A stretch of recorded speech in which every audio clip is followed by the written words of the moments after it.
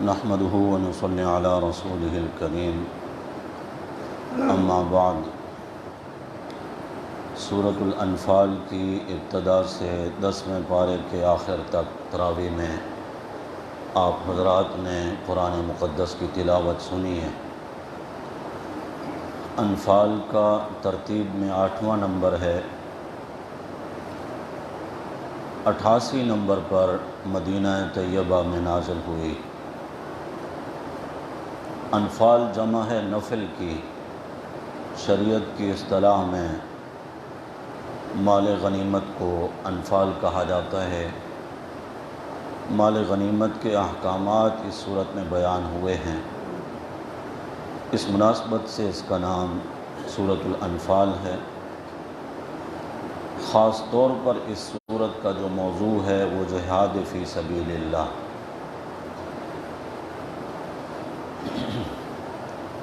ابتدائی آیات میں جو سچے مومن لوگ ہیں، یعنی اللہ کی نظر میں جو مومن ہیں، جن کے ایماندار ہونے کی اللہ گواہی دیتے ہیں، ان کی صفات اللہ نے بیان فرمائی ہیں۔ مومن کے دل میں اللہ کا خوف ہوتا ہے۔ قرآن کی تلاوت سے مومن آدمی کے ایمان میں زیادتی ہوتی ہے، اضافہ ہو جاتا ہے۔ مومن آدمی ہمیشہ اللہ کی ذات پر بھروسہ رکھتا ہے۔ مومن آدمی اپنی نمازوں کی حفاظت کرتا ہے۔ مومن بندہ اللہ کے بندوں پر احسان کرتا ہے۔ یہ نمایاں خصوصیات اللہ نے بیان فرمائی ہیں۔ غزوہ بدر جو کہ اسلام اور کفر کی پہلی جنگ ہے، پہلا معرکہ ہے، 13 سال تک امام الانبیاء صلی اللہ علیہ وسلم نے مکی دور میں مشرکین کی طرف سے تکالیف برداشت کی۔ صحابہ کرام نے بھی ماریں کھائیں، لیکن دشمن کے ساتھ لڑنا اللہ کی طرف سے ابھی تک اجازت نہیں ملی۔ مدینہ طیبہ جب ہجرت فرما کر آپ صلی اللہ علیہ وسلم تشریف لائے، 1 سال کے بعد سن 2 ہجری میں اللہ تعالیٰ نے جہاد اور قتال کا حکم فرمایا۔ حضور اکرم صلی اللہ علیہ وسلم کو اطلاع ملی، مشرکین مکہ کا ایک تجارتی قافلہ ملک شام سے مکہ کی جانب آ رہا ہے۔ مدینہ طیبہ چونکہ راستے میں پڑتا تھا، مکے کے جو لوگ تھے ان کا ذریعہ معاش تجارت تھا۔ گرمیوں سردیوں کے موسم کے لحاظ سے یمن اور شام کی طرف اپنی جمع پونجی لے کر یہ جاتے، وہاں سے مال خریدتے اور واپس آ کر مکہ میں بھیجتے۔ جو لوگ تاجر تھے وہ تو جاتے ہی تھے، باقی کے لوگ بھی اپنا پیسہ ان کو دیتے تھے کہ ہمارے لیے ابھی اتنا سامان لے کر آنا۔ تو جانے والے ان سے معاوضہ لیتے تھے، ان کا مال بھی لے کر آتے۔ تو یوں سمجھیں کہ مکے کے جتنا بھی لوگ تھے سب کی جمع پونجی اس قافلے میں لگی ہوئی تھی جو تجارت کا سامان لے کر ملک شام سے آ رہا تھا، اور اس قافلے کی کمان حضرت ابو سفیان جو کہ ابھی تک مسلمان نہیں ہوئے تھے ان کے ہاتھ میں تھی۔ بڑا تجارتی قافلہ تھا۔ آپ صلی اللہ علیہ وسلم نے صحابہ کرام سے فرمایا کہ اگر تم نکلو یہاں سے مدینہ سے، اور ہو سکتا ہے کہ اللہ تعالیٰ مال غنیمت سے تمہیں نوازیں، تجارت والے وہ جو قافلہ ہے ان کا سامان ان سے چھین لیا جائے۔ اس ارادے سے جب صحابہ کرام کا مشورہ بنا تو آپ صلی اللہ علیہ وسلم صحابہ کرام کو لے کر نکلے۔ تقریباً 1 میل کی مسافت طے کی تھی مدینہ طیبہ سے۔ وہاں آپ نے جائزہ لیا کہ ہم کتنے لوگ ہیں۔ ایک صحابی ہیں حضرت ابو لبابہ رضی اللہ تعالیٰ عنہ، ان کو آپ صلی اللہ علیہ وسلم نے مدینہ طیبہ کا امیر بنا کر واپس بھیج دیا کہ آپ مدینہ میں رہیں۔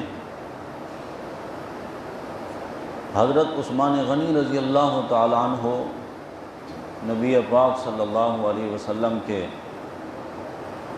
داماد ہیں۔ آپ صلی اللہ علیہ وسلم کی بیٹی جو ان کے نکاح میں تھیں اس وقت شدید بیمار تھیں۔ آپ صلی اللہ علیہ وسلم نے ان کو بھی فرمایا کہ آپ کی اہلیہ کی تیمارداری کرنے والا کوئی نہیں، لہذا آپ بھی گھر میں رہیں۔ اور پھر آپ صلی اللہ علیہ وسلم نے 2 صحابہ کرام کی ذمہ داری لگائی کہ اس قافلے کی خبر لو کہاں پہنچا۔ ابو سفیان بھی بہت ہی کمال کی ہوشیاری رکھتا تھا، اسی لیے لوگ اس کو اپنا امیر بناتے تھے۔ اس کو بھی یہ خوف تو تھا کہ ہم نے جو مسلمانوں کے ساتھ رویہ رکھا مکہ میں، ہو سکتا ہے کہ مسلمان جو ہے ہمارے ساتھ لڑائی کریں۔ اس نے بھی اپنے بندے ادھر ادھر پھیلا رکھے تھے، بلکہ راستے میں جو کوئی بھی قافلہ اس کو ملتا تو ان سے ضرور پوچھتا تھا کہ محمد صلی اللہ علیہ وسلم اور ان کے ساتھیوں کے بارے میں کوئی خبر ہو تو مجھے بتاؤ۔ جب اس کو پتہ چلا کہ مسلمان تمہارے قافلے کا راستہ روکنے کے لیے نکل چکے ہیں مدینہ طیبہ سے، تو اس نے ایک شخص کو معاوضہ دے کر کہا کہ جلدی سے گھوڑے دوڑاتے ہوئے یہاں سے پہنچو مکہ، اور مکہ والوں سے کہو اگر چاہتے ہو کہ تمہارا مال اسباب بچ جائیں تو پھر ہماری مدد کے لیے فوراً پہنچو، ورنہ کچھ بھی نہیں بچے گا۔ حضور اکرم صلی اللہ علیہ وسلم مقام روحہ تک جب آپ اپنے اصحاب کے ساتھ پہنچے، جن کی تعداد زیادہ مشہور روایات کی بنیاد پر 313 ہے، تو آپ صلی اللہ علیہ وسلم نے یہاں پر یہ بات بھی ذہن میں رہے کہ آپ صلی اللہ علیہ وسلم جنگ کے ارادے سے گھر سے نہیں نکلے تھے۔ مال و اسباب بھی مختصر ساتھ لیا، ہتھیار، سواریاں یہ بھی نہیں تھے۔ آپ صلی اللہ علیہ وسلم رمضان المبارک کی 12 تاریخ کو مدینہ سے روانہ ہوئے، ساتھ میں صرف 2 گھوڑے ہیں اور 70 اونٹ ہیں۔ تقریباً 150 کلومیٹر سے زیادہ سفر ہے مدینہ سے بدر کا، یعنی سواریوں کے لیے اونٹ اور اسباب نہیں ہیں۔ 2 3 صحابہ کرام کے لیے 1 اونٹ ہوتا تھا، باری باری اس پر وہ سواری کرتے، حتیٰ کہ آپ صلی اللہ علیہ وسلم کے حصے میں بھی 1 اونٹ آیا اور آپ کے ساتھ 2 صحابہ شریک۔ جب آپ صلی اللہ علیہ وسلم کی باری ہوتی آپ سوار ہوتے، جب ان صحابہ کرام کی باری آتی تو وہ درخواست کرتے یا رسول اللہ ہم بھی اپنی باری آپ پر قربان کرتے ہیں، آپ ہی سوار رہیں۔ تو آپ صلی اللہ علیہ وسلم ان کو کیا جواب دیتے ہیں؟ تم چلنے میں مجھ سے زیادہ قوی نہیں ہو۔ نبی کو اللہ تعالیٰ کئی افراد کے برابر طاقت عطا فرماتے ہیں۔ رہا یہ تم چاہتے ہو کہ اللہ کے راستے میں پیدل چلیں گے اور اجر و ثواب حاصل کریں گے، تو اجر و ثواب حاصل کرنے میں بھی بے نیاز نہیں ہوں، مجھے بھی ضرورت ہے کہ اللہ مجھے اجر و ثواب دے، لہذا ہم باری باری سفر کریں گے۔ جب مکہ والوں کو خبر پہنچی کہ ہمارا قافلہ خطرے میں ہے، مکہ میں تو ہلچل مچ گئی۔ سرداران قریش، ان کی ٹوٹل جمع پوجی اس قافلے میں تھی انہوں نے بڑی زوردار تقریریں کیں اور لوگوں کو جمع کیا اور اکسایا ان کو، اور پوری تیاری کے ساتھ، جدید ہتھیاروں کے ساتھ، مکمل جنگی ساز و سامان کے ساتھ 1000 افراد پر مشتمل جنگی لشکر لے کر ابو جہل وہاں سے روانہ ہوا،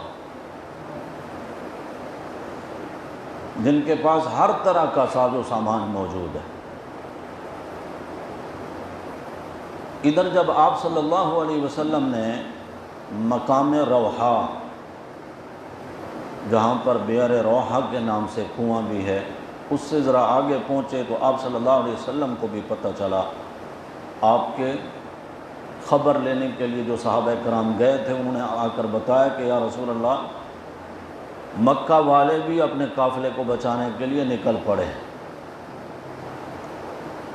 تو پھر آپ صلی اللہ علیہ وسلم نے صحابہ کرام کو جمع فرمایا اور خطبہ ارشاد فرمایا، اور فرمایا کہ دیکھو ہم جس مقصد کے لیے نکلے تھے وہ تو اور تھا، اب دشمن بھی مکمل جنگی ساز و سامان کے ساتھ نکل پڑا ہے، جو آپ لوگ مشورہ دو اس کے مطابق فیصلہ کیا جائے۔ مشورہ اللہ کے نبی صلی اللہ علیہ وسلم صحابہ کرام سے لے رہے ہیں، مشورے میں خیر ہوتی ہے، مشورے میں فائدہ ہوتا ہے۔ ہماری جو موجودہ کیفیت ہے، کوشش ہوتی ہے کہ ہر معاملے کو چھپا کر کیا جائے، کسی کو پتہ نہ چلے، پھر اس کا جو رزلٹ سامنے آتا ہے تب جا کے پھر انسان افسوس کرتا ہے کہ میں کم از کم کسی سے مشورہ کر لیتا۔ اور قرآن پاک کی تو ایک پوری سورت ہے جس کا نام شورا ہے، شورا کا معنی مشورہ، 25ویں پارے میں سورہ شورا۔ حضور اکرم صلی اللہ علیہ وسلم نے جب صحابہ کرام کو یہ بات ارشاد فرمائی تو سب سے پہلے وہ شخص کھڑے ہوئے جنہوں نے سب سے پہلے میرے نبی کا کلمہ پڑھا تھا۔ اگر ہے نام ذہن میں تو بتائیے کون ہے؟ سیدنا ابو بکر صدیق رضی اللہ تعالی عنہ کھڑے ہوئے، یا رسول اللہ صلی اللہ علیہ وسلم، جہاں آپ کا اشارہ ہوگا وہاں ہمارا خون گرے گا، آپ جو بھی فیصلہ فرمائیں ہم آپ کی مکمل تائید کرتے ہیں۔ حضرت مقداد رضی اللہ تعالیٰ عنہ کھڑے ہوئے، بہت عمدہ انداز سے انہوں نے تقریر کی، یا رسول اللہ صلی اللہ علیہ وسلم، آپ اللہ کے سچے رسول ہیں، آپ قدم بڑھائیں، ہم آپ کے ساتھ وفاداری کریں گے، جان نثار کر دیں گے۔ حضرت سعد رضی اللہ تعالیٰ عنہ کھڑے ہوئے، یا رسول اللہ صلی اللہ علیہ وسلم، آپ کا حکم ہوگا تو ہم دریا میں بھی چھلانگ لگا دیں گے، آگ میں بھی کود جائیں گے، اللہ گواہ رہے گا ہماری اس بات پر، ہم ایک لمحے کے لیے بھی آپ سے بے وفائی نہیں کریں گے، آپ جو بھی فیصلہ فرمائیں ہم اس کے لیے تیار ہیں۔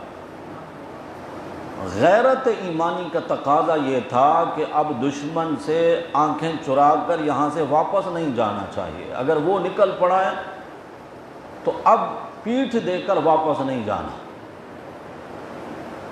دشمن کی آنکھوں میں آنکھیں ڈالنی ہیں۔ اسی پر مشورہ ہوا اور آپ صلی اللہ علیہ وسلم یہاں سے نکلے، ادھر سے مکے والے آ رہے ہیں، اور ابو سفیان کمال ہوشیاری کے ساتھ جب اس کو اطلاعات پہنچی کہ مسلمان ہمارے لیے نکل چکے ہیں تو دور کا راستہ سمندری کنارے کا اختیار کر کے جو اصل معروف راستہ تھا اس کو چھوڑ کر غیر معروف راستہ اختیار کر کے قافلہ بچا کر وہ وہاں سے نکل گیا۔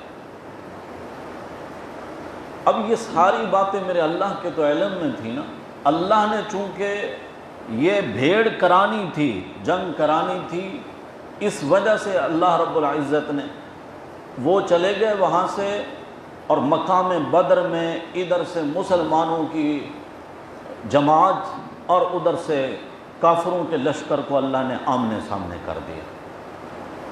مقام بدر جو ہے اب تو اچھا خاصا وہاں شہر آباد ہے، ورنہ وہاں ریت کے پہاڑ ہیں، پتھروں کے نہیں، زیادہ علاقہ وہاں ریت کا علاقہ ہے۔ یہ مکے کے مشرک وہاں پہلے پہنچ گئے، آپ صلی اللہ علیہ وسلم ابھی تک اس مقام تک نہیں پہنچے تھے، یہ پہلے پہنچے۔ وہاں پر ایک ہی کنواں تھا، انہوں نے ایک تو اس کنویں پر قبضہ کر لیا، دوسرے یہ کہ انہوں نے اپنے لیے ایسی جگہ کا انتخاب کیا جو پکی زمین تھی، جہاں ریت نہیں تھی، کیونکہ ریت میں چلنا پھرنا کافی مشکل ہوتا ہے، انہوں نے اس جگہ پر بھی قبضہ کر لیا۔ جس وقت حضور اکرم صلی اللہ علیہ وسلم مقام بدر میں پہنچے، وہاں کیفیت یہ تھی کہ نہ وضو کے لیے پانی ہے، نہ غسل کے لیے، نہ جانوروں کو پلانے کے لیے۔ 70 اونٹ تو تھے نا حضور کے ساتھ، 2 گھوڑے بھی تھے۔ اللہ رب العزت مسبب الاسباب ہے نا، اللہ تو سبب کے محتاج نہیں۔ پہلی مدد اللہ کی یہ آئی کہ اللہ نے بارش برسائی، وہ جو ریتلی زمین تھی وہ پکی ہو گئی، حوض بنوا کر پانی جمع کر لیا گیا، جگہ جگہ گڑھے کھدوا کر آپ صلی اللہ علیہ وسلم نے پانی جمع کر لیا کہ وضو کے غسل کے کام آئے گا۔ اور جو پکی زمین پر بیٹھے تھے، اور آپ کو پتہ ہونا چاہیے پکی زمین پر جب بارش ہو جاتی ہے تو وہاں پھسلن ہو جاتی ہے، وہاں چلنا پھرنا مشکل ہو جاتا ہے۔ اب مکے کے مشرک وہ مشکل میں پھنس گئے، ان کے لیے چلنا پھرنا مشکل ہے، مسلمان بڑے سکون کے ساتھ رہ رہے ہیں۔ اب یہاں آ کر تجسس پڑا، صحابہ کرام کی کوشش یہ تھی کسی طریقے سے دشمن کی تعداد کا تو پتہ چلے، کتنے لوگ ہیں جن کے ساتھ ہماری جنگ ہو، ہم لڑیں۔ اور یہی کوشش کافروں کی بھی تھی کہ پتہ چلے مسلمان ان کی تعداد کتنے ہیں، بلکہ انہوں نے دور دور تک گھوڑے دوڑا کر پہاڑوں کے پیچھے سے گھاٹیوں میں، وادیوں میں ادھر ادھر دیکھا کہ کہیں ایسا نہ ہو کہ مسلمانوں نے اپنی تھوڑی تعداد کو سامنے رکھا ہو اور ایک لشکر چھپا کے رکھا ہو کہ مشکل وقت میں وہ ان کی مدد کرے، کہیں ایسا نہ ہو۔ ان کو پتہ چلا کہ پیچھے کوئی بھی نہیں۔ آپ صلی اللہ علیہ وسلم نے بھی 3-4 صحابہ اکرام کی ڈیوٹیاں لگائیں کہ بھئی خبر لو ان کا لشکر کی تعداد کتنا ہے۔ 2 غلام مشرکین کے ان صحابہ کرام کے ہاتھ لگ گئے، یہ پکڑ کے لے آئے ان کو۔ ان کا کام تھا جانوروں کو پانی پلانا، یعنی مزدور قسم کے لوگ تھے۔ صحابہ کرام نے ان سے پوچھا ہاں بھئی تمہاری تعداد کتنا ہے؟ انہوں نے کہا ہمیں پتہ نہیں، اور حقیقت بھی یہی تھی، ان کو کیا پتہ، وہ تو مزدور تھے، جانوروں کو پانی پلانا بس ان کا یہ کام تھا۔ صحابہ کرام نے جب اصرار کیا تو انہوں نے بار بار یہی بات کی، تو انہوں نے مارنا شروع کیا ان کو۔ آپ صلی اللہ علیہ وسلم اس وقت نماز میں مصروف تھے۔ جب آپ صلی اللہ علیہ وسلم نے سلام پھیرا تو فرمایا اس کو میرے پاس لے آؤ۔ جو جب تک وہ سچ کہہ رہے تھے تم مان نہیں رہے تھے، اب تم نے ان کو مارنا شروع کیا تو انہوں نے جھوٹ کہنا شروع کر دیا مار سے بچنے کے لیے۔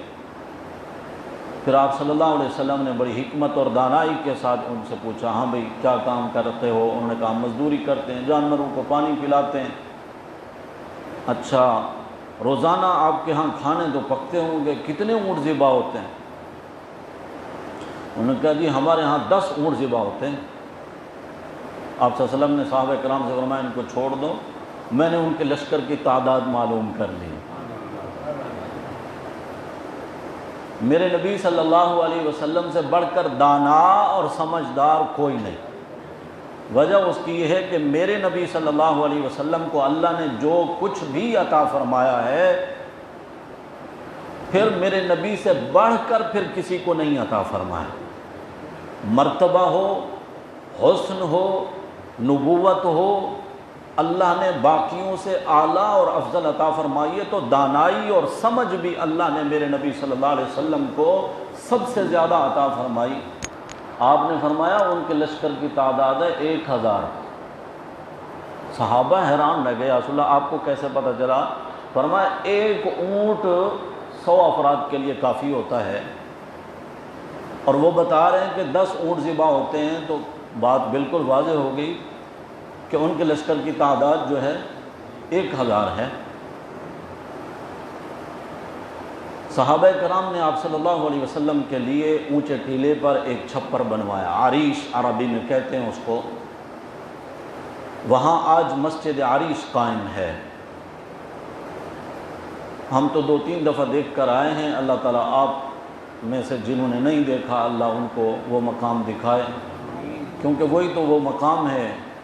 میدان بدر آج بھی میرے پیغمبر صلی اللہ علیہ وسلم کے آنسوؤں کا گواہ ہے اور صحابہ کے خون کا گواہ ہے۔ آپ صلی اللہ علیہ وسلم کے لیے وہ چھپر بنایا گیا ایسے مقام پر کہ جہاں پورا میدان بدر سامنے رہے۔ آج بھی آپ جب اس جگہ پہ کھڑے ہوتے ہیں تو پورا میدان بدر سامنے ہوتا ہے، اور یہ آپ صلی اللہ علیہ وسلم چونکہ اس لشکر کے سالار اعظم تھے، کمانڈر تھے، ضروری تھا کہ آپ صلی اللہ علیہ وسلم کے لیے جگہ ایسی بنائی جائے کہ پھر اپنی فوج کی اچھے طریقے سے کمان کر سکیں۔ حضور اکرم صلی اللہ علیہ وسلم کے ساتھ اس خیمے میں وہی ہستیاں تشریف لے آئیں جو آج بھی میرے پیغمبر صلی اللہ علیہ وسلم کے ساتھ روضہ اطہر میں مدفون ہیں، سیدنا ابو بکر صدیق اور سیدنا عمر فاروق رضی اللہ تعالیٰ عنہ۔ آپ صلی اللہ علیہ وسلم نے اللہ کے حضور دعا شروع کر دی۔ حضور اللہ تعالیٰ سے دعا کرتے ہیں، خوب دعائیں مانگی، یا اللہ تو نے میرے ساتھ جو مدد کے وعدے فرمائے اپنی مدد نازل فرما، یا اللہ ان کافروں کو نیست و نابود فرما۔ شام ہوئی تو حضرت انس رضی اللہ تعالیٰ عنہ فرماتے ہیں مغرب کے بعد اندھیرے میں حضور اکرم صلی اللہ علیہ وسلم ہمیں لے کر نکلے،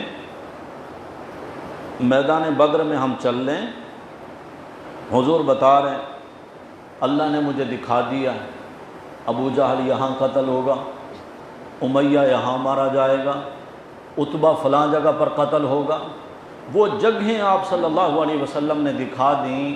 حضرت انس فرماتے ہیں اگلے دن جب مارکہ ہوا، جنگ ہوئی، قتال ہوئی، تو اللہ کی قسم جس مقام پر آپ صلی اللہ علیہ وسلم نے جس کافر کا بارے میں بتایا تھا کہ یہاں وہ قتل ہوں گے، اس سے ذرا بھی ادھر ادھر فرق نہیں تھا، وہیں پر ان کی لاشیں اور ان کے ٹکڑے پڑے ہوئے تھے۔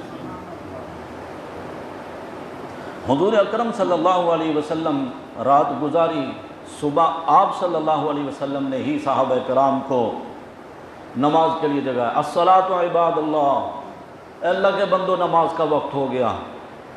ایک درخت کے تنے کے ساتھ آپ صلی اللہ علیہ وسلم نے کھڑے ہو کر صحابہ کرام کو نماز پڑھائی، اور پھر جیسے ہی روشنی پھیلی تو صفیں تیار ہونے لگیں۔ یہ صفیں نماز کے لیے نہیں تھیں، کس چیز کی صفیں تھیں؟ جنگ کے لیے، دشمن کے ساتھ دو بدو مقابلہ ہے۔ یہ صفیں بھی تیار کرتے ہوئے آپ صلی اللہ علیہ وسلم فرمائے سووا صفوفکم، اپنی صفیں برابر رکھو، کصفوف الملائکہ، اس طرح اپنی صفیں سیدھی رکھو جس طرح فرشتوں کی صفیں ہوتی ہیں۔ صحابہ نے آج کہا یا رسول اللہ فرشتوں کی صفیں کیسی ہوتی ہیں؟ آپ نے فرمایا کہیں پر بھی وہ آگے پیچھے نہیں کھڑے ہوتے، بالکل سیدھی صفیں سیدھی ہو گئیں۔ ایک صحابی ہیں حضرت ثبات رضی اللہ تعالیٰ عنہ، وہ صف میں کھڑے ہیں نا تو ذرا سا سینہ ان کا آگے کی طرف نکلا ہوا تھا صف سے۔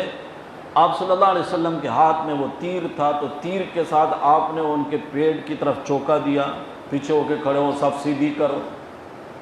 تو اس نے فوراً یا رسول اللہ آپ نے مجھے تکلیف پہنچا دی، اتنا درد ہو رہا ہے مجھے، آپ عادل ہیں، انصاف والے پیغمبر ہیں، یا رسول اللہ مجھے بدلہ دیں، آپ نے مجھے تکلیف پہنچائی ہے۔ حضور نے فرمایا آؤ بدلہ لے لو۔ نہیں یا رسول اللہ ایسے کیسے بدلہ لوں، جہاں آپ نے تیر کی نوک مجھے چبھوئی ہے نا وہ جگہ میری ننگی تھی، میں نے کرتا نہیں پہنا ہوا تھا، آپ کے جسم اطہر پر تو کرتا ہے۔ تو آپ صلی اللہ علیہ وسلم نے اپنا پیرایا کرتا مبارک ہٹا لیا، فرمایا یہ لے لو بدلہ۔ تو وہ صحابی چمٹ گئے نا آپ صلی اللہ علیہ وسلم کے مبارک جسم کے بوسے لے رہے ہیں۔ صحابہ کرام پوچھتے تو نے ایسی حرکت کیوں کی؟ کہنے لگے یار آج ہم دشمن کے سامنے کھڑے ہیں۔ میں نے سوچا ہو سکتا ہے آج کا دن میری زندگی کا آخری دن ہو، میرا اور میرے پیغمبر صلی اللہ علیہ وسلم کا مبارک جسم آپس میں جمع ہو جائے، اور میرا ایمان ہے جن میرے ہونٹوں کو اور میرے رخساروں کو اور میرے جسم کو میرے پیغمبر صلی اللہ علیہ وسلم کا لمس لگ گیا نا، ایسا جسم پھر دوزخ میں نہیں جا سکتا ہے۔ حضور اکرم صلی اللہ علیہ وسلم جب جنگ شروع ہو گئی، آپ خیمے میں تشریف لے آئے۔ خیمے میں آ کر آپ صلی اللہ علیہ وسلم نے دعائیں کی، یا اللہ یہ میری 14 سال کی محنت ہے، یہی باغ لگایا ہے میں نے اسلام کا، یہی پھلواری ہے، یہی میری کھیتی ہے، یہی میری مکمل جمع پونجی ہے۔ میرے اللہ تو جانتا ہے میرے بعد رسول کوئی نہیں اور اس امت کے بعد امت کوئی نہیں، رسول بھی آخری، امت بھی آخری۔ آج اگر تیری مدد نہ ہوئی اور یہ میرے 313 مٹ گئے تو میرے اللہ پھر روئے زمین پر تیرا نام لینے والا کوئی نہیں ہوگا۔ یا اللہ میرے صحابہ کو بچا لے۔ حضور دعائیں کرتے ہیں، بار بار آپ صلی اللہ علیہ وسلم کی چادر مبارک کندھوں سے نیچے گر جاتی ہے، صدیق اکبر رضی اللہ تعالیٰ عنہ آپ کے اوپر ڈال دیتے ہیں چادر۔ بالآخر حضرت ابو بکر صدیق سے رہا نہ گیا، یا رسول اللہ بس کریں، مجھے اللہ کی رحمت سے امید ہے اللہ آپ کی ان دعاؤں کو ضائع نہیں فرمائیں گے، ضرور اللہ کی مدد آ کر رہے گی۔ حضور اکرم صلی اللہ علیہ وسلم نے کس قدر دعائیں مانگی۔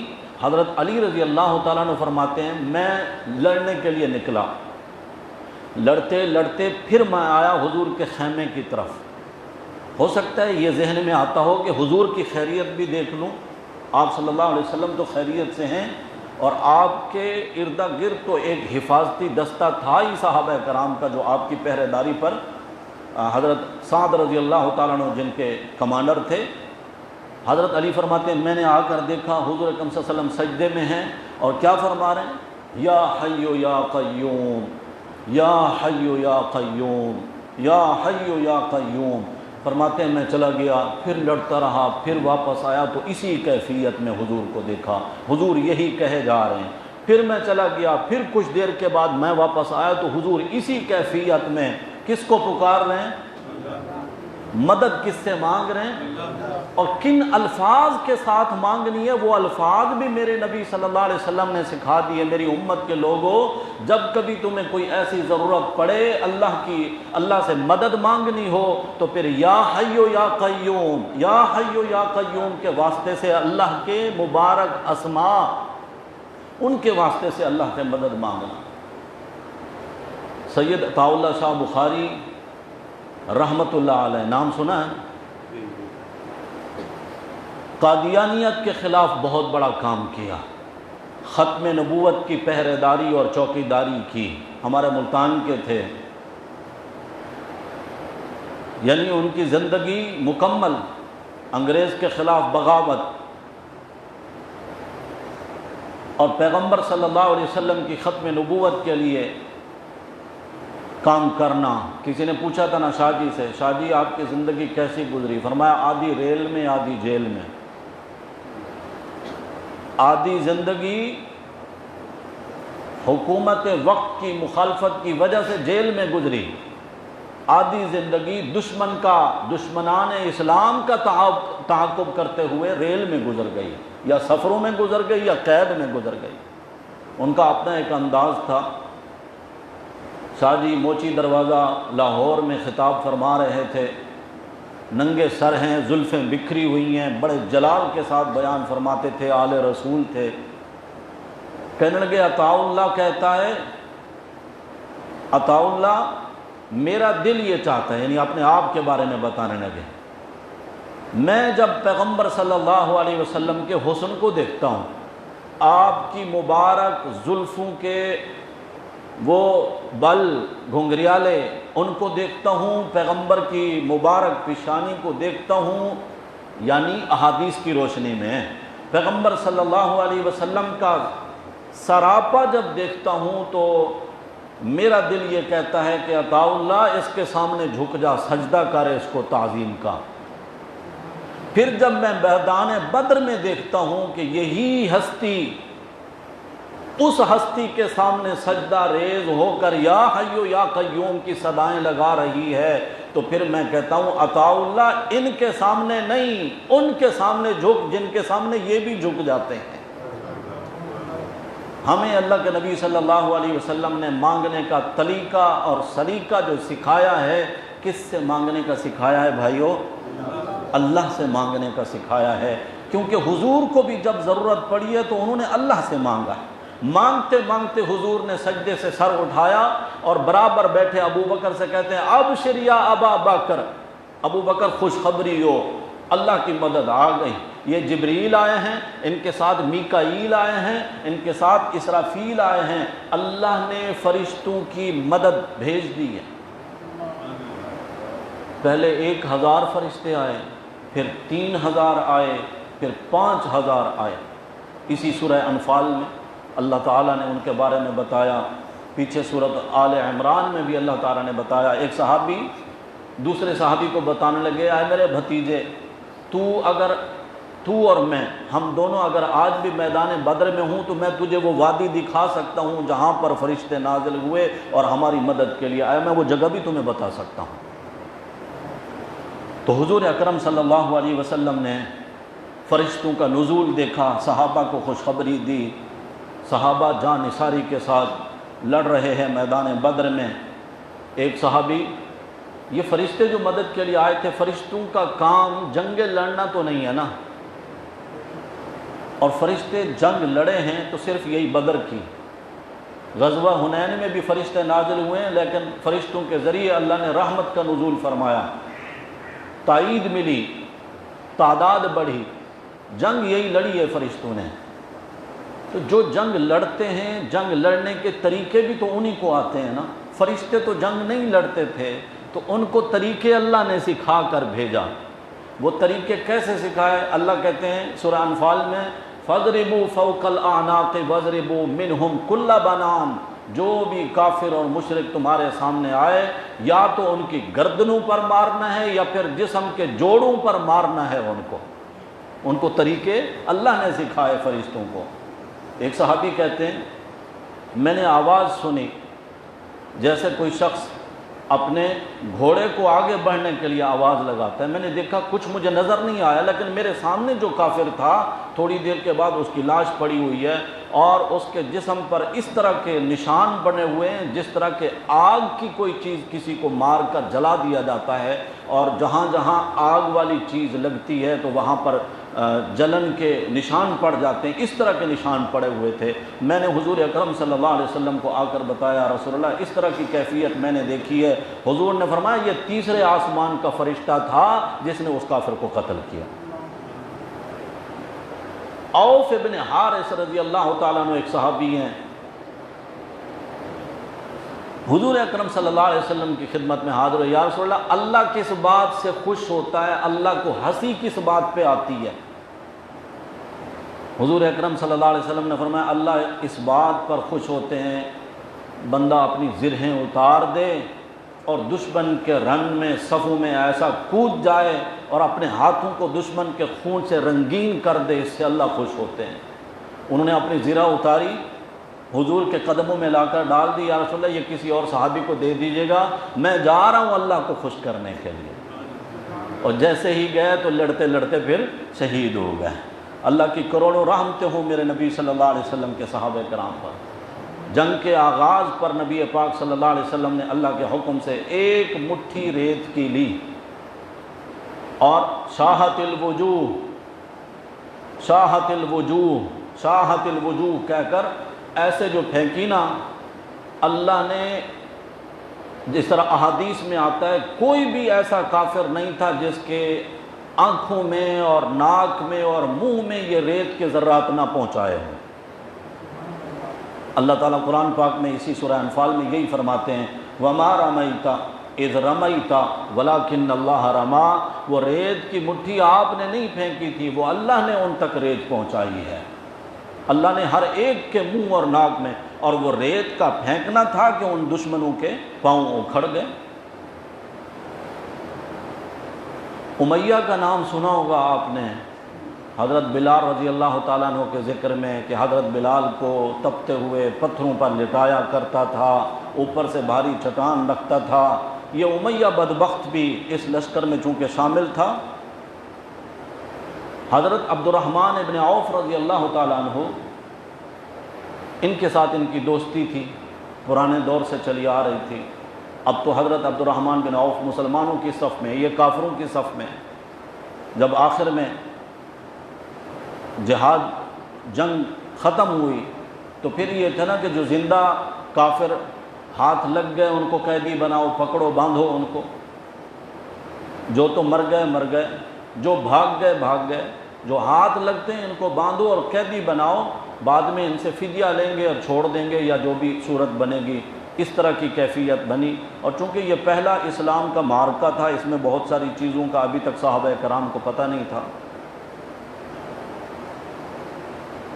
حضرت عبد الرحمن کی کوشش یہ تھی کہ امیہ قتل ہونے سے بچ جائے، بعد میں اس سے فدیہ لے لیں گے، یا وہ دوستی کا وہ جو تھا وہ بھی تھا ذہن میں۔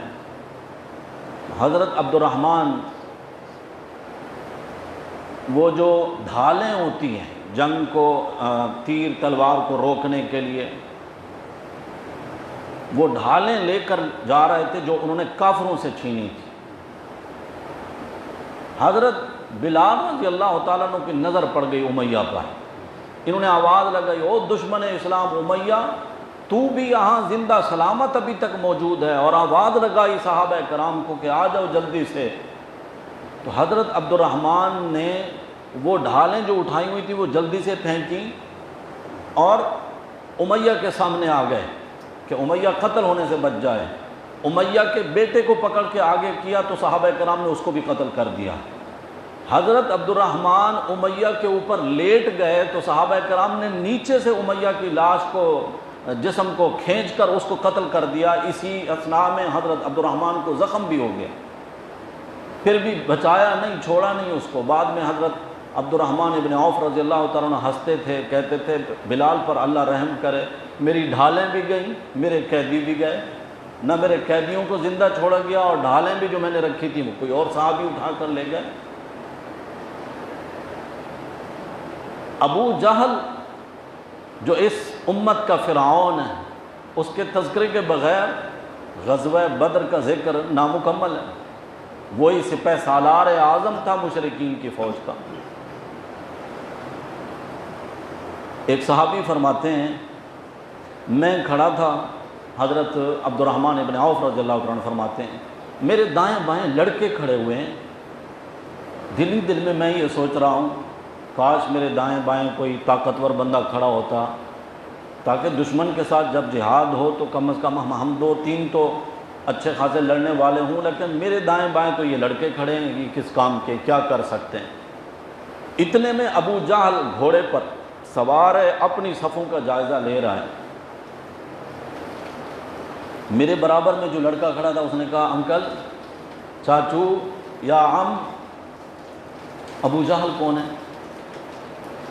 میں نے کہا تو کیا کرے گا ابو جہل کا؟ انہوں نے کہا بس صرف پوچھنا ہے کہ ہے کون سا، ہمارا دیکھا ہوا نہیں ہے۔ دوسرے بھائی نے بھی یہی پوچھا۔ اب یہ دونوں بھائی ہیں، ایک کا نام معوذ ہے، ایک معاذ ہے رضی اللہ تعالی عنہما۔ یہ دونوں صحابی نو عمر لڑکے، وہ فرماتے ہیں میں نے جیسے ہی اشارہ کیا نا کہ یہ جو گھوڑے پہ آ رہے ہیں نا یہ ابو جہل ہے، ابھی میرا ہاتھ شاید نیچے نہیں آیا تھا، جس طرح عقاب اور شاہین جھپٹتا ہے اپنے شکار پہ، یہ دونوں بھائی ایسے جھپٹے ابو جہل پہ اور ان کو مار کر گھوڑے سے نیچے گرا دیا۔ جن کے بارے میں میں سوچ رہا تھا کہ میرے ساتھی تو کمزور کھڑے ہیں، ان کمزوروں سے اللہ تعالیٰ نے اس طرح کام لیا کہ وہ جو وقت کا بہت بڑا اپنے آپ کو سردار سمجھتا تھا، چھوٹے چھوٹے بچوں سے اللہ نے اس کو مروا دیا۔ یہ جو حضرت معاذ رضی اللہ تعالیٰ عنہ تھے، یہ بچے لڑکے، یہ جیسے ہی ابو جہل پر انہوں نے وار کیا تو ابو جہل کے بیٹے نے ان پر تلوار کا وار کیا، ان کا ایک ہاتھ کٹ گیا، لیکن اس کا ایک چمڑا، کھال، تسمہ جو ہے نا وہ باقی رہ گیا۔ اب یہ ہاتھ ہے تو ناکارہ، کسی کام کا نہیں، یہ لٹک رہا ہے۔ انہوں نے جب دیکھا نا کہ یہ بھاگنے دوڑنے میں، مارنے میں، اب دوسرے ہاتھ سے تو تلوار چلا رہے ہیں، یہ مجھے رکاوٹ بن رہا ہے، تو انہوں نے اپنے ہاتھ کو اپنے قدم کے نیچے رکھ کر کھینچ کے توڑ دیا۔ ذرا تصور تو کریں، ان کا تصور تو کریں ذرا، اللہ کی کروڑوں رحمتیں ہوں صحابہ کرام پر۔ یہی وجہ ہے نا نبی پاک صلی اللہ علیہ وسلم نے فرمایا جب بندہ اللہ کے راستے میں ہوتا ہے، اس کو تیر لگے یا تلوار لگے، اس کو اتنی بھی تکلیف نہیں ہوتی جتنا کہ چیونٹی کے کاٹنے سے تکلیف ہوتی ہے، اتنی بھی تکلیف نہیں ہوتی اس کو۔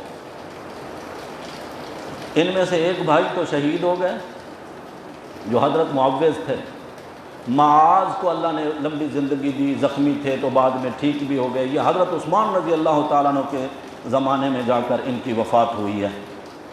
ایک صحابی آ گئے حضرت عکاشہ رضی اللہ تعالیٰ عنہ، یا رسول اللہ میرا لڑتے لڑتے میری تلوار ٹوٹ گئی ہے، لڑنے کے لیے میرے پاس کوئی ہتھیار نہیں ہے۔ آپ صلی اللہ علیہ وسلم نے لکڑی کی ایک چھڑی پکڑا دی، فرمایا جی جا اس کے ساتھ لڑ۔ حضرت عکاشہ فرماتے ہیں اس چھڑی کو اللہ نے تلوار بنا دیا، میں جس کافر کو بھی مارتا تھا، جہاں مارتا تھا اس کا جسم کٹ کر گر جاتا تھا۔ اللہ قادر ہے یا نہیں؟ جو کام لوہے کی تلوار سے اللہ تعالیٰ لے سکتے ہیں وہ لکڑی کی ایک چھڑی سے بھی لے سکتے ہیں، اور اللہ نے لیا۔ اور صحابہ کرام کے لیے اللہ کی مدد اس طریقے سے آئی۔ جب جنگ ختم ہوئی، حضور اکرم صلی اللہ علیہ وسلم نے حضرت عبداللہ بن مسعود رضی اللہ تعالیٰ عنہ سے فرمایا جائزہ لو ابو جہل کا کہاں ہے وہ۔ حضرت عبداللہ بن مسعود رضی اللہ تعالیٰ عنہ گئے، انہوں نے دیکھا زخمیوں میں وہ پڑا ہے زندہ ابھی تک، لیکن اس میں نہ ہمت ہے اٹھنے کی، نہ وہ کچھ کر سکتا ہے، کچھ بھی نہیں۔ حضرت عبداللہ بن مسعود رضی اللہ تعالیٰ عنہ کو حضور نے بھیجا۔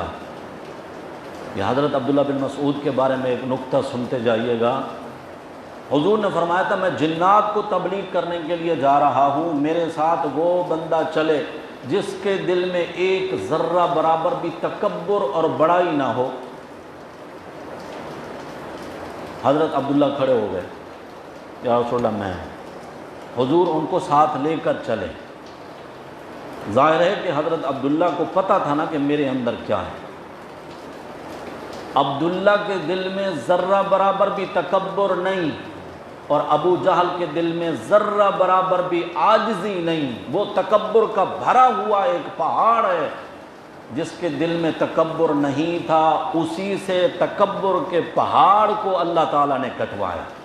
نبی پاک صلی اللہ علیہ وسلم نے فرمایا اس بدبخت کا سر کاٹ کے لے آؤ میرے پاس۔ حضرت عبداللہ گئے نا تو انہوں نے یہ ابو جہل کے سینے پر چڑھ کر بیٹھ گئے۔ اس نے کہا او بکریوں کے چرواہے، کس جگہ پہ بیٹھا ہے تو؟ تیرے سینے پہ بیٹھا ہوں، اللہ نے آج تجھے رسوا کیا، اللہ نے اسلام کو عزت دی، اسلام والوں کو عزت دی ہے۔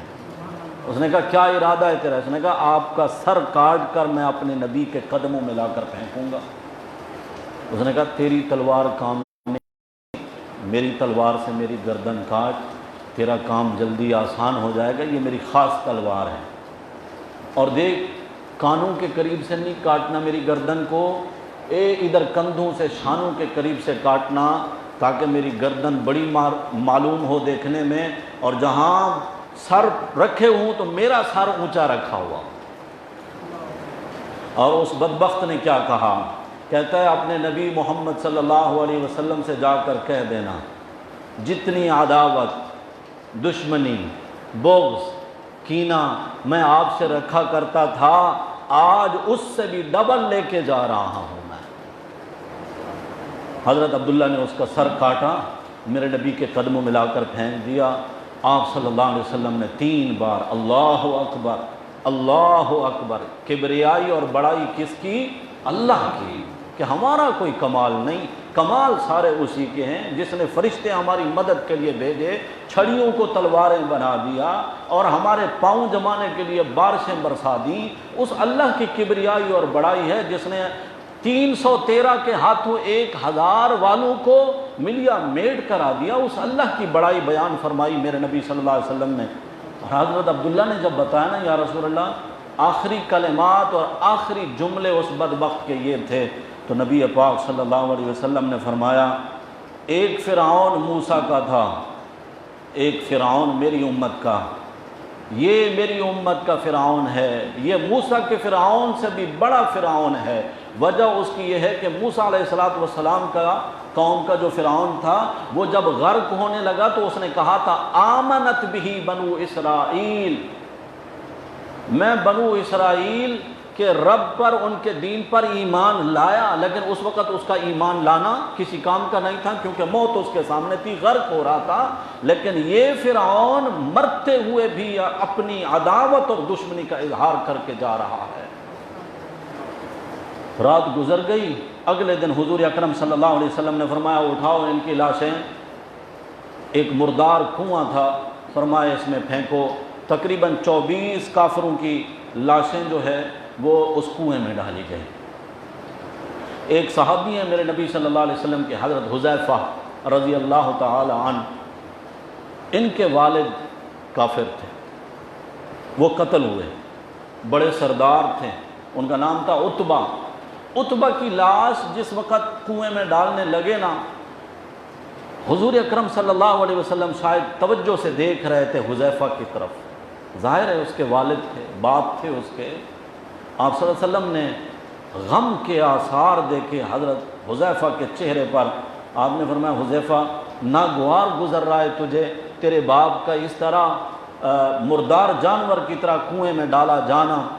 تو حضرت حذیفہ نے عرض کیا یا رسول اللہ صلی اللہ علیہ وسلم باپ کا غم نہیں ہے مجھے، غم مجھے اس بات کا ہے میرا باپ بڑا ذہین تھا، بڑا سمجھدار تھا، پنچایت کا بندہ تھا، بڑے بڑے فیصلے کرنے والا تھا۔ میں حیران اس بات پہ ہوں کہ آپ کی مبارک پیشانی میں اس کو نور نبوت کیوں نظر نہیں آیا اور صداقت کو اس نے کیوں نہیں پہچانا، حالانکہ وہ بڑا زیرک انسان تھا اور بڑا سمجھدار تھا۔ اس بات پر میں غمزدہ اور پریشان ہوں۔ آپ صلی اللہ علیہ وسلم نے ان کی لاشوں کو وہاں ڈلوایا۔ آپ صلی اللہ علیہ وسلم کی عادت مبارکہ تھی جب بھی جہاں کہیں جہاد اور قتال میں حصہ لیتے تو 3 دن تک وہاں قیام فرماتے تھے، تاکہ بعد میں دشمن یہ نہ کہتا پھرے کہ وہ بھاگ گئے، وہی رہے کہ ہو سکتا ہے کوئی واپس اگر پلٹ کر بھی آئے تو اس سے ہم جہاد اور قتال کے لیے تیار ہیں۔ جو قیدی بنائے گئے تھے، اب معاملہ تھا ان کا کہ ان کے ساتھ کیا سلوک کیا جائے۔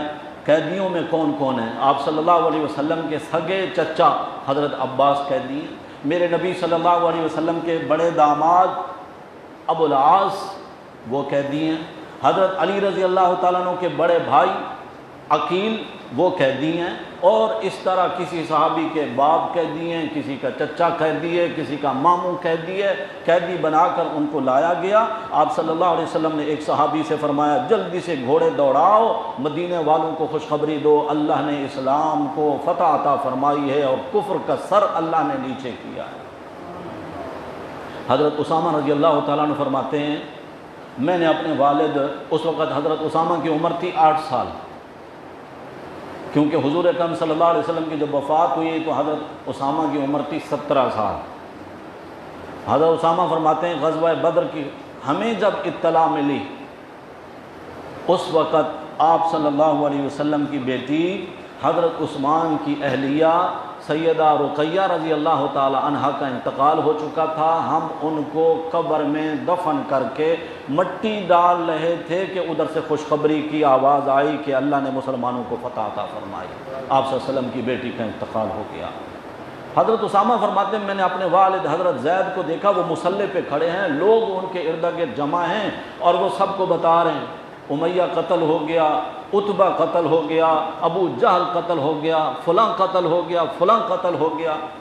میں قریب آیا، میں نے کہا ابا خیریت تو ہے، صحیح کہہ رہے ہو؟ انہوں نے کہا میں قسم کھا کے کہتا ہوں اللہ نے ایسا ہی کر دیا جیسا میں تمہیں بتا رہا ہوں، اللہ نے تمام سرداران قریش کو ملیا میٹ کر دیا، ایک وہ بدبخت نہیں آیا تھا ابو لہب۔ ابو لہب اس جنگ میں نہیں آیا تھا، اس نے اپنے بدلے میں غالباً اپنے بھائی کو یا کسی اور کو بھیجا تھا، یا ابو جہل کے بھائی کو بھیجا تھا، خود نہیں آیا تھا، بعد میں وہ بھی ہلاک ہوا۔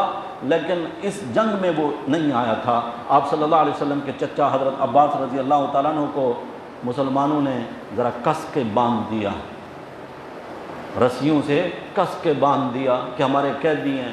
رات میں آپ صلی اللہ علیہ وسلم کو اپنے چچا کے کراہنے کی آواز آئی نا تکلیف کی وجہ سے، تو آپ صلی اللہ علیہ وسلم کی نیند اڑ گئی۔ ظاہر ہے میرے والد کا بھائی ہے حضرت عباس جو تھے، یہ نبی پاک صلی اللہ علیہ وسلم سے عمر میں صرف 2 سال تقریباً بڑے تھے۔ آپ صلی اللہ علیہ وسلم نے جب صحابہ کرام کو پتہ چلا کہ حضور کی نیند اڑ چکی ہے چاچا کے کراہنے کی آواز کی وجہ سے، تو صحابہ کرام نے ان کی رسیاں کھول دیں کہ کوئی فرق نہیں پڑتا۔ اور پھر جب فدیے کی باری آئی، اس بات کو ذرا توجہ سے سننے، آخری 2 جملے ہیں۔ حضور اکرم صلی اللہ علیہ وسلم نے حیثیت کے مطابق ان کے فدیے مقرر کیے۔ پہلے تو صحابہ کرام سے مشورہ ہوا کہ ان قیدیوں کے ساتھ کیا کیا جائے۔ بعض نے کہا ان کو قتل کر دو، بعض نے کہا ان کو چھوڑ دو، فدیہ لے لیا جائے، وہ پیسہ ہمارے کام آئے گا اور ہو سکتا ہے اللہ ان کو ہدایت دے دے۔ یہی رائے پسند کی گئی۔ آپ صلی اللہ علیہ وسلم نے فدیے مقرر کیے، جس کی جتنی حیثیت تھی 1000 سے لے کر 4000 درہم تک فدیہ مقرر کیا گیا، اور حضرت عباس کا سب سے زیادہ فدیہ مقرر کیا۔ تو حضرت عباس نے شکوہ کیا، یا رسول اللہ یہ رشتہ داری کی وجہ سے ایسا کر رہے ہیں، رشتہ داری کی وجہ سے ہونا تو یہ چاہیے تھا نا، میرے ساتھ کچھ رعایت ہوتی، آپ نے سب سے زیادہ فدیہ میرا مقرر کیا، اور میرے بعد اگر نمبر تھا تو حضرت علی رضی اللہ تعالیٰ عنہ کے بھائی، جو کہ حضور کے حقیقی چچا زاد بھائی ہیں، عقیل، ان کے لیے فدیہ مقرر کیا گیا۔ حضرت عباس کہنے لگے یا رسول اللہ میرے پاس تو اتنا مال نہیں ہے۔ حضور نے فرمایا جو گھر کے دالان میں، صحن میں گڑھا کھود کر چھپا کر آئے ہو، وہ مال کہاں جائے گا؟ حضرت عباس کہتے ہیں میری بیوی کے علاوہ اس بات کی کسی کو خبر نہیں تھی۔ اسی وقت انہوں نے کلمہ پڑھا اور مسلمان ہو گئے کہ میری بیوی کے علاوہ کسی کو پتہ نہیں تھا۔ اگر آپ کو اس بات کا پتہ چل گیا تو آپ کو آسمان کے رب نے بتایا ہے، اور آپ کا رابطہ ڈائریکٹ اس اللہ سے ہے، آپ اللہ کے سچے رسول ہیں، کلمہ پڑھ کر مسلمان ہو گئے۔ ہدایت اللہ کے ہاتھ میں ہے، بعض دفعہ ایک چھوٹی سی بات بہانہ بن جاتی ہے، ہدایت مل جاتی ہے۔ یہ حضور کا ان کے خزانے کے بارے میں بتا دینا ان کے لیے ہدایت کا سبب بن گیا۔ مکے والوں نے اپنے قیدیوں کو چھڑانے کے لیے پیسے بھیجے، کسی نے سونا بھیجا، کسی نے جو بھی تھا۔ ایک ہار میرے نبی صلی اللہ علیہ وسلم کے سامنے آ گیا۔ یہ ہار تھا حضور کی صاحبزادی حضرت زینب رضی اللہ تعالی عنہا نے اپنے شوہر کو چھڑانے کے لیے بھیجا۔ جیسے ہی حضور، اچھا یہ ہار حضرت زینب کو ان کی والدہ ام المؤمنین سیدہ خدیجۃ الکبریٰ رضی اللہ تعالی عنہا نے شادی کے موقع پر دیا تھا۔ ہار جیسے ہی سامنے آیا تو نبی پاک صلی اللہ علیہ وسلم پہچان گئے اس ہار کو، اور وہ پرانی یادیں تازہ ہوئیں۔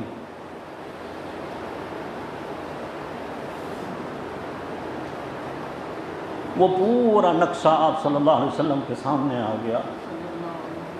حضرت خدیجہ کی وہ خدمات، حضور کے ساتھ محبت، مال کا لوٹانا۔ آپ صلی اللہ علیہ وسلم نے صحابہ کرام سے فرمایا اگر تم چاہو تو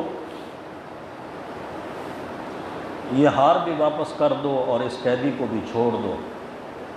صحابہ کرام تو اخلاص کے پیکر تھے۔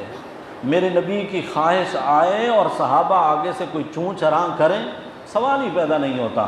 ہار بھی دے دیا اور ابوالعاص کو بھی چھوڑ دیا، اس شرط پر ہم تمہیں چھوڑ رہے ہیں، جیسے ہی مکہ میں پہنچو گے نبی پاک صلی اللہ علیہ وسلم کی صاحبزادی حضرت زینب رضی اللہ تعالی عنہا کو حفظ و امان کے ساتھ واپس یہاں مدینہ بھجواؤ گے، اس شرط پر ہم تمہیں چھوڑتے ہیں۔ اور ایسا ہی کیا گیا۔ نبی پاک صلی اللہ علیہ وسلم نے فدیے لے کر، جن کے پاس فدیے نہیں تھے ان کے لیے بھی، لیکن جو قیدی تھے ان کے بارے میں خصوصی طور پر ہدایت فرمائی کہ قیدیوں کے ساتھ اچھا سلوک کرنا ہے۔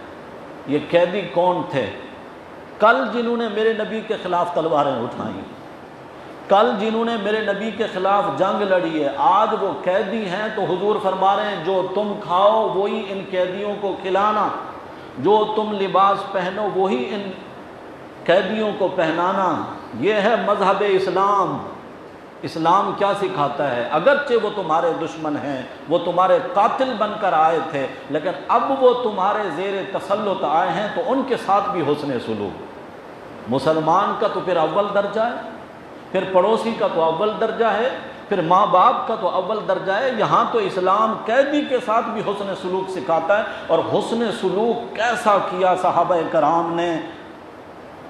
حضرت مصعب رضی اللہ تعالیٰ عنہ فرماتے ہیں، ان کے بھائی جو ہے یہ کافروں کے قید میں تھے، وہ بعد میں جب مسلمان ہوئے بتاتے ہیں میں جس صحابی کے ہاں قید تھا وہ اتنا غریب تھے، ان کے گھر میں اتنا کم روٹی ہوتی تھی، مجھے کھلاتے تھے تو ان کے لیے کچھ نہیں ہوتا تھا کھانے کے لیے، اگر خود کھا لیتے تو پھر میرے پاس نہیں ہوتا تھا، وہ روٹی مجھے کھلاتے تھے، خود کھجوروں پر گزارا کرتے تھے۔ مجھے شرم آتی تھی، میں ان سے کہتا تھا کوئی بات نہیں، میں تمہارا قیدی ہوں، میرے ساتھ تو تم جیسا بھی چاہو سلوک کرو، تمہیں اختیار ہے، آپ لوگ کھانا کھا لیا کرو۔ انہوں نے جواب دیا ہمارے نبی صلی اللہ علیہ وسلم نے ہمیں حکم دیا ہے کہ قیدیوں کے ساتھ اچھا سلوک کرنا ہے۔ یہ پہلا رمضان تھا جس میں روزے فرض کیے گئے، روزے کی حالت میں جہاد کیا گیا۔ 12 رمضان کو حضور مدینہ سے تشریف لائے تھے، 17 رمضان المبارک کو غزوہ بدر ہوا۔ یہاں سے واپسی پر سب سے پہلی عید کی نماز صحابہ کرام نے پڑھی غزوہ بدر کے موقع پر، جو وہی رمضان پہلا رمضان ہے، اسی رمضان میں پہلی عید کی نماز پڑھی گئی۔ آپ صلی اللہ علیہ وسلم نے صحابہ کرام کو عید کی نماز پڑھائی ہے۔ یہ چند واقعات غزوہ بدر کے حوالے سے صرف سورۃ الانفال کے اس ذکر میں نے عرض کیے ہیں۔ تلاوت تو سورہ توبہ کی بھی ہوئی ہے، لیکن اس میں غزوہ تبوک کا ذکر ہے، کل انشاءاللہ زندگی رہی تو اس سلسلے میں عرض کروں گا۔ یہاں اس بات کی وضاحت ضروری ہے، مادی قوت اور طاقت کی اہمیت کے باوجود روحانی قوت کا انکار بھی نہیں کیا جا سکتا، بلکہ حقیقت تو یہ ہے کہ دشمن سے دو بدو ہونے کے لیے روحانی اور ایمانی قوت تمام دوسری قوتوں کے مقابلے میں زیادہ اہمیت رکھتی ہے۔ روحانی قوت کون سی ہوتی ہے بھائی؟ ایمان کی طاقت، ایمان کی طاقت، اس کی زیادہ ضرورت ہے۔ یہی وہ طاقت ہوتی ہے جو کمزور کو طاقتور بنا دیتی ہے اور طاقتور سے لڑا دیتی ہے۔ یہی ایمانی قوت ہوتی ہے جو چھوٹے لشکر کو بڑے لشکر کے ساتھ ٹکرانے کا حوصلہ عطا کرتی ہے۔ یہی ایمانی طاقت ہوتی ہے جو شہادت کی راہ پر چلنا آسان کرتی ہے۔ یہی ایمانی قوت ہے جو ایمانی قوت رکھنے والوں کو ایسا رعب عطا کیا جاتا ہے جو بڑے بڑے سورماؤں پر بھی لرزہ طاری کر دیتا ہے۔ اپنی اس اجتماعی کمزوری کا ہم کیسے اعتراف کریں؟ آج کے مسلمان فکری اعتبار سے، علمی اعتبار سے، مادی اعتبار سے، روحانی اور ایمانی اعتبار سے، ہر اعتبار سے آج کا مسلمان ضعیف ہو گیا ہے۔ گھر سے چل کر مسجد تک اس کا ایمان اس کو نہیں لا سکتا۔ یہ دشمن کی صفوں میں سامنے کھڑے ہو کر کیسے ان سے جہاد اور قتال کرے؟ اللہ ہمارے حال پر رحم فرما دیں۔ آخر دعوانا الحمدللہ رب العالمین۔